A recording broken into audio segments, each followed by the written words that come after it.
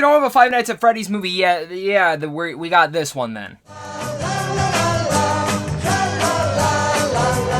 What's going on, everyone? Welcome to a brand new movie review. Today I'm going to be discussing the Banana Splits movie. Tra-la-la, la-la-la-la, tra-la-la-la-la-la. Song has been stuck in my head ever since I watched this movie yesterday. And here's the thing with the Banana Splits movie. This is based off a Hanna-Barbera property, which is just insane.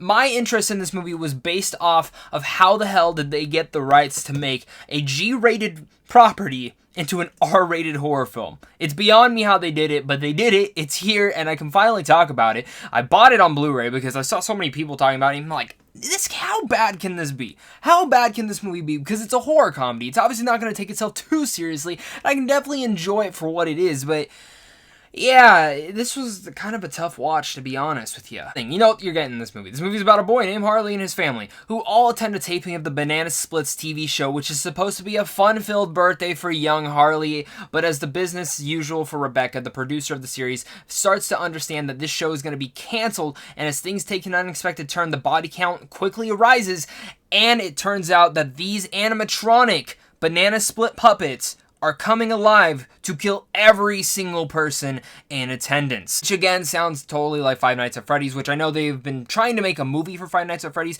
and I've just been always really interested in the concept of animatronics coming to life in, say, a Chuck E. Cheese kind of environment, or in general even within a movie studio, kind of like Banana Splits, and them killing people or going after. Because when I was, a couple years ago, I was really fascinated with the Five Nights at Freddys, and I would play the games a bit, and I would play it with younger kids as well as my friends' younger brothers and whatnot, and they would be entertaining. And to be honest, the jump scares in there were insanely creepy, and I've always been wanting something like that. And while this isn't typically the movie that I definitely wanted, perhaps it's a fine movie. It's fine. Yeah, there's nothing really that unique to it.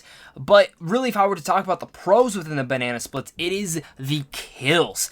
Any big slasher fan is going to have a big blast of fun within this movie because of the murderous kills. That's definitely the big pro for me. I love seeing some gruesome kills, and the amount of gore, and everything they actually put into those kills are actually the most unique part about the film, because they really are worthwhile, and you can definitely tell that the budget went towards all of that. In general, just the concept is fun. You know what you're going into when you're going to see this, and it is a horror comedy. It's not trying to take itself too seriously, even though it does at times, but there is enough comedy elements to it that you will laugh, and sometimes you'll just be laughing at the film in general. You talk about the Banana Splits movie, the issue with this movie comes down to the damn script.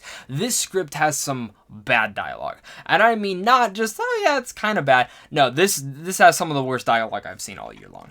And it sucks to say that, because even the performers in here, I don't want to blame them. I think they were doing the best that they could. They're all doing a decent job in what they were hired to do, but the script really doesn't warrant anything for them to do. They don't have that much material to work with. Really, the script is just revolved around these people running around a movie set trying to survive from these animatronic puppets from the Banana Splits trying not to kill them.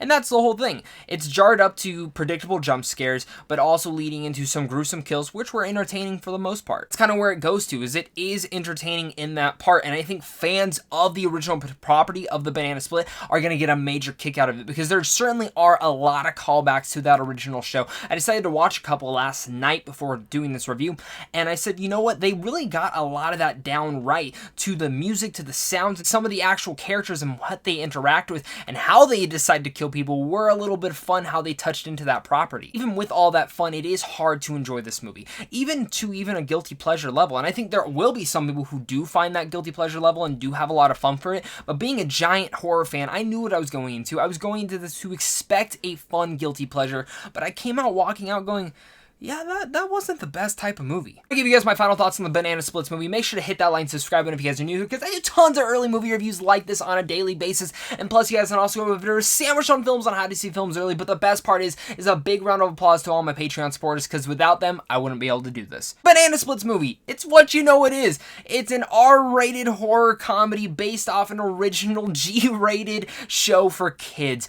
People who were fans of that will get a lot more out of this than I did. I hope the God that we can actually get a Five Nights at Freddys film that is better than this one. And actually knowing that this could have possibly been the script for that, I'm glad that this wasn't, because it would have been a waste of a property. You know, when I was younger, I used to be scared going to Chuck E. Cheese with the animatronics, thinking that they might come to life. And yeah, this was kind of right up my alley because of the concept of this. While it's not the best film in general, it will find its core audience in it. Even though I feel like I was the core audience, maybe I wasn't.